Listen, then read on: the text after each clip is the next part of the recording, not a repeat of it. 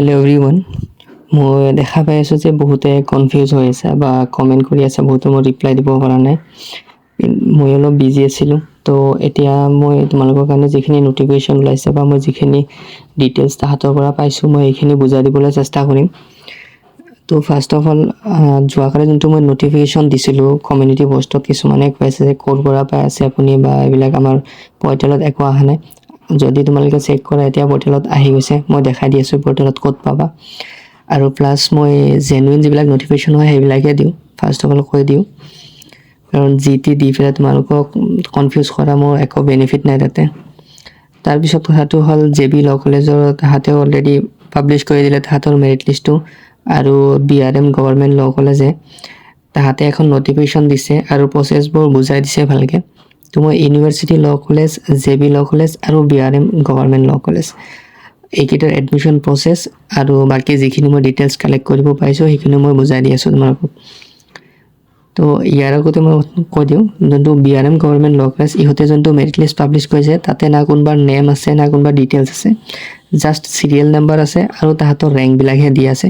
তো তোমালোকে সেই ৰেংক হিচাপত চাব লাগিব, মানে যোনটো ৰেংক লিষ্ট আছিলে তোমালোকৰ সেই ৰেংক লিষ্টত তোমালোকে চাই ল'বা তোমাৰ নিজৰ ৰেংক কিমান, সেই হিচাপত তোমালোকে ফাৰ্ডাৰ প্ৰচেছবোৰ কৰিবা। তো ফাৰ্ষ্ট মই যদি তোমালোকক দেখাই দিওঁ যে পৰ্টেলত ক'ত পাবা, এইটো হ'ল গুৱাহাটী ইউনিভাৰ্চিটি ৱেবছাইট। ইয়াতে আহিলা, ইয়াতে অহাৰ পিছত তোমালোকে তলত যাবা, এনেকৈ তলত যোৱাৰ পিছত চাবা ইয়াতে লেটেষ্ট নটিফিকেশ্যন যোনটো যাই আছে। তো এইটো লেটেষ্ট নটিফিকেশ্যনত যোৱাৰ পিছত তোমালোকে তাতে দেখা পাবা যে যোৱাকালি মই যিবিলাক কমেণ্ট্ৰি পষ্টত দিছিলোঁ নটিফিকেশ্যন সেইবিলাক আহিছে, চাব পাৰা তোমালোকে।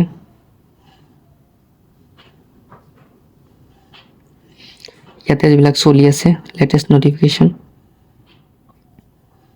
তো তোমালোকে ফাৰ্ষ্টত যদি চোৱা আধাৰ কটা ফৰ্ম, তাৰপিছত notification to candidates applying under Aadhaar quota form, ULC Jio' এইবিলাক দি আছে। তো তোমালোকে ক্লিক কৰিলে ভিতৰত সোমাই গ'লে গম পাবা, যোনটো মই অলৰেডি ডাউনলোড কৰি থৈ দিছোঁ। ইয়াৰ পিছত JB ল কলেজত তোমালোকে যদি নটিচ বৰ্ড চোৱা, ইয়াতে চোৱা ফাৰ্ষ্ট যোনটো লিষ্ট হৈ আছে এইটোৱে হয় মেৰিট লিষ্টৰ। আৰু BRM গভৰ্ণমেণ্ট ল কলেজত তোমালোকে এইটো চাব পাৰা, ফাৰ্ষ্ট যোনটো দিয়া আছে 1 তাৰিখ, মানে আজি পাব্লিছ কৰিছে তাহাঁতে। তো এতিয়া আমি মেইন কথা লৈ যাওঁ। এতিয়া জিঅ' ULCয়ে যোনটো দিছে নটিফিকেশ্যন, মই কালি অলৰেডি পাব্লিছ কৰিছোঁ এইটো।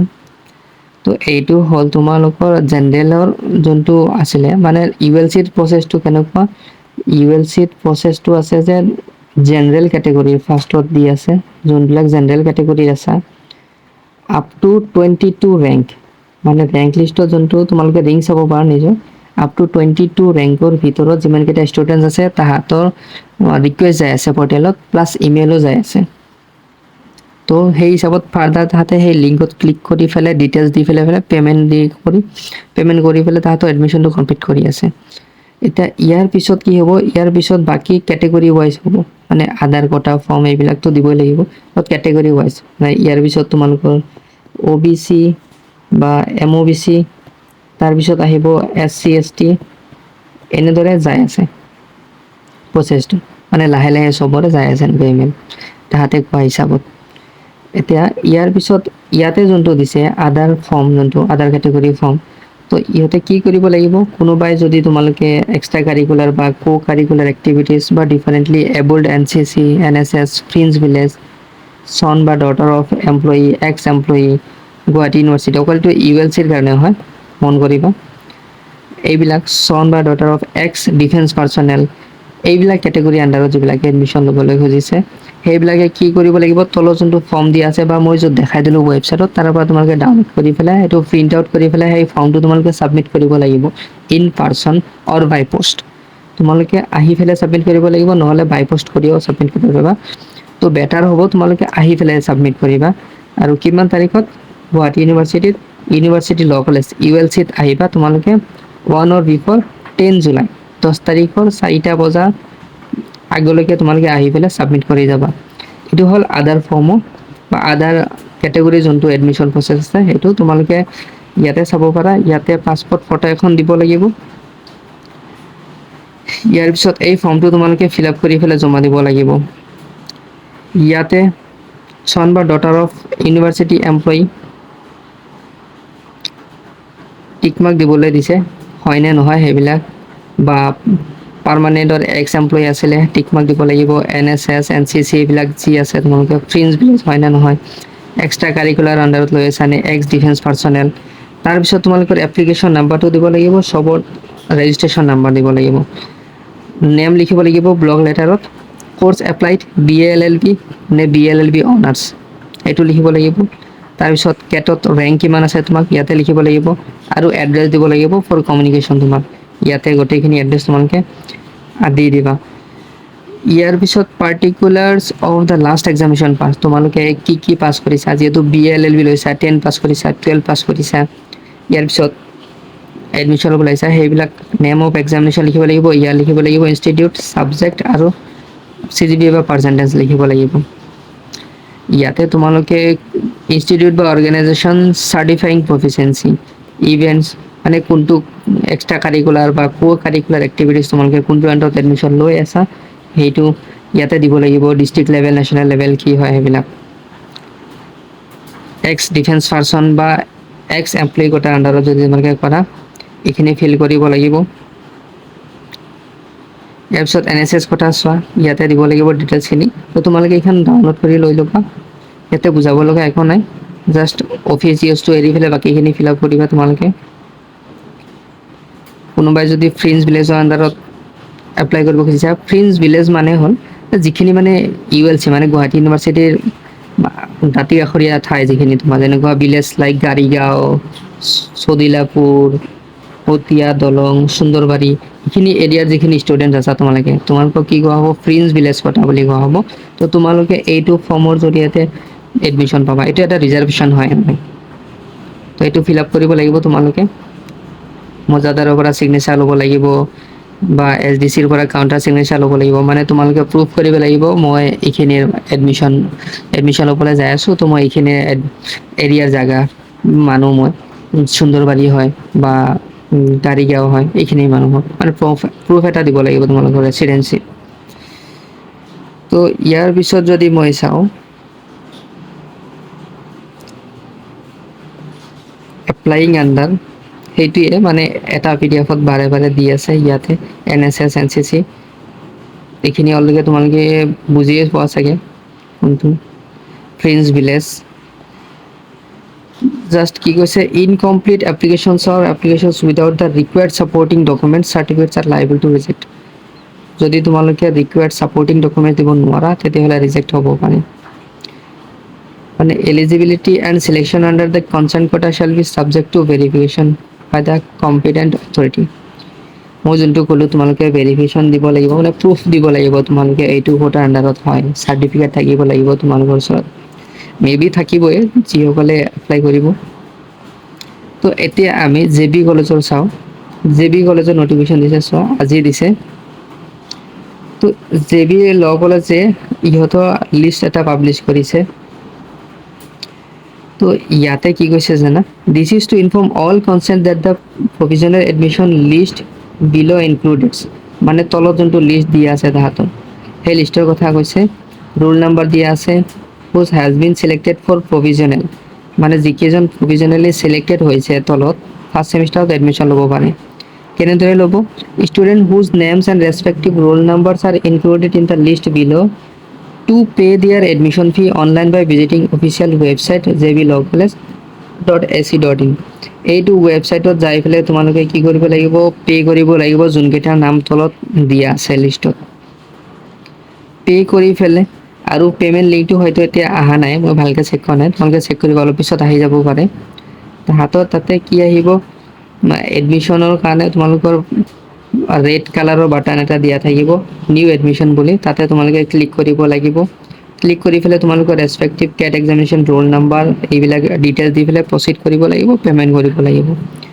আৰু candidates are requested to complete their admission payment starting from 12টাৰ বজাৰ পৰা, হয়তো আহি গৈছে অলৰেডি, 12টাৰ পৰা 1 তাৰিখ, আজিৰ পৰা 12টাৰ পৰা কিমান আছে 11 PM, 11 PM অফ 2 তাৰিখ, তাৰমানে আজি 12টাৰ পৰা ষ্টাৰ্ট কৰি কালি 11টা PM লৈকে তোমালোকে এইখিনি কমপ্লিট কৰিব লাগিব, পে'মেণ্ট কৰিব লাগিব। পে'মেণ্ট কৰি পেলাই তোমালোকে ৰিচিপ্টটো পঠাই দিব লাগিব তাহাঁতক এইটো জিমেইল আইডিত।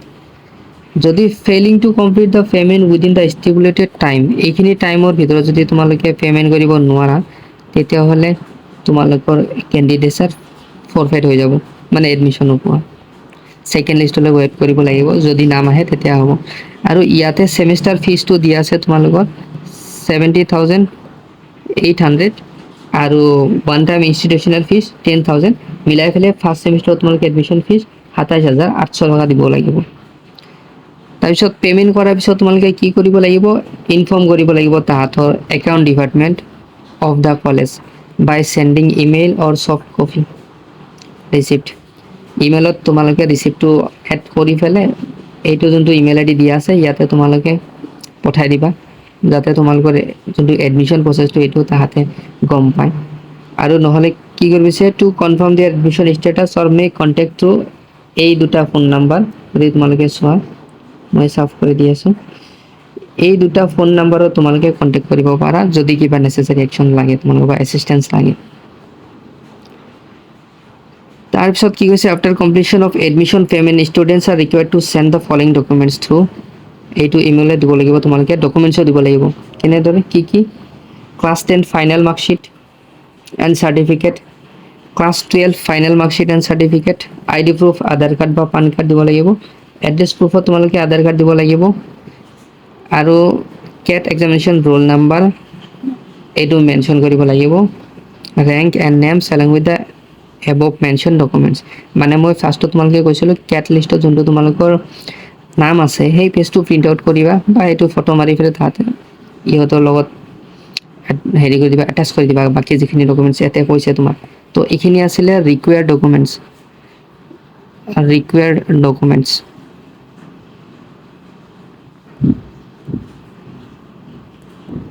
ৰিকুৱাৰ্ড ডকুমেণ্টছ হয় এইখিনি, তোমালোকে চাই ল'বা, এটাচ কৰি ল'বা। ইয়াৰ পিছত কৈছে ৰিমেইনিং লিষ্ট যিবিলাক হ'ব, মানে ফাৰ্ষ্ট লিষ্টত এডমিশ্যন কিমান টোটেল কেপাচিটি আছে 120টা ছিট। তো ইয়াৰ মাজত admission window' for the first list of the students are close, 2 July তাৰিখৰ 11টা বজাত ক্ল'জ হৈ যাব। ইয়াৰ পিছত নিউ লিষ্ট এখন পাব্লিছ হ'ব 3 তাৰিখত। তো ইয়াতে যদি তোমালোকে চোৱা প্ৰচেছটো আই থিংক চবে বুজি পালা। ইয়াতে লিষ্ট দিয়া আছে, ইয়াতে নামবিলাক চাই ল'বা আৰু ৰোল নাম্বাৰ চাই ল'বা। চাই পেলাই তোমালোকে ফাৰ্ডাৰ প্ৰচেছটো কৰি লোৱা। ৱেবছাইটত ৰেড কালাৰৰ বাটন দিয়া থাকিব বুলি কৈছে তাতে যাই পিনে। তো এইটো লিষ্ট হয়। ফাৰ্ষ্টতে জেনেৰেল কেটেগৰীখিনি দিয়া আছে, তাৰপিছত কেটেগৰী ৱাইজ দিয়া আছে। তে OBC, মোৰ PDF-টো ডিছক্ৰিপশ্যনত দি দিম। HC দিয়া আছে, ST হিলছ এনেকৈ দিয়া আছে, ST প্লেন আৰু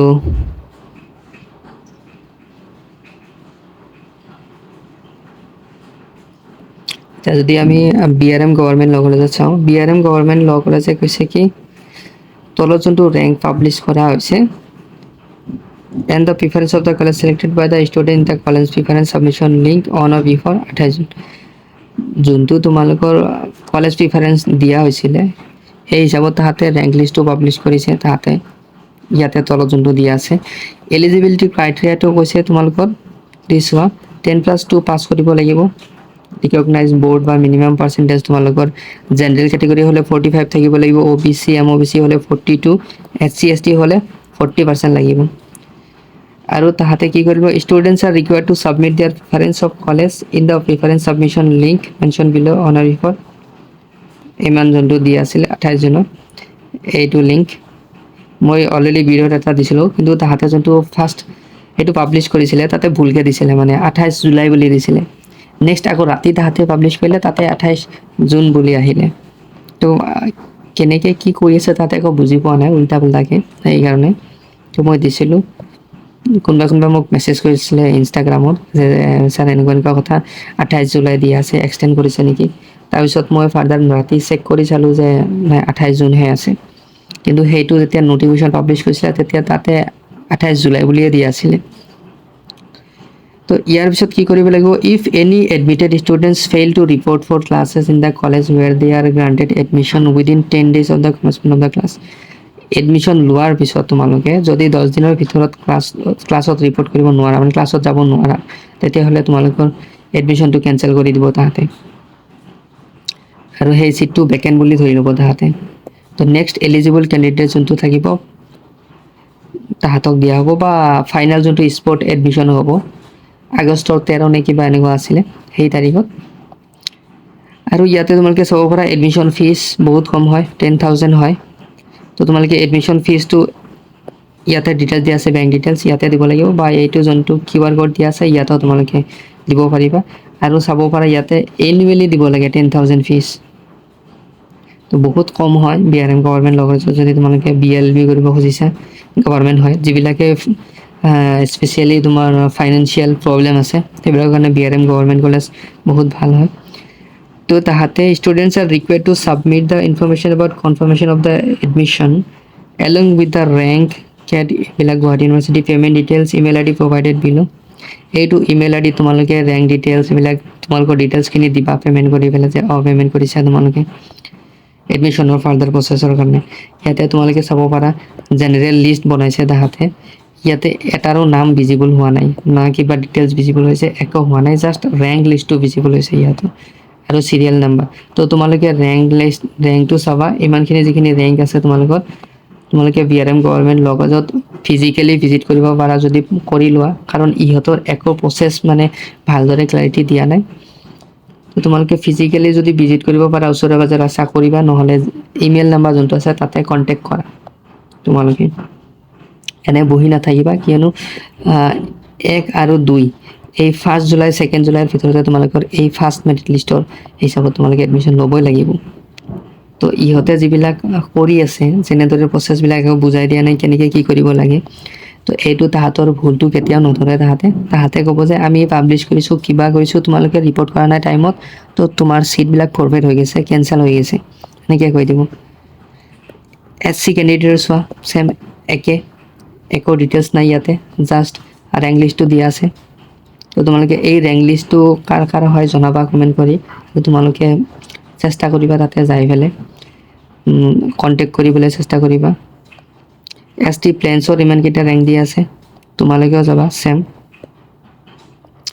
ST হিলছৰ দিয়া আছে 3টা।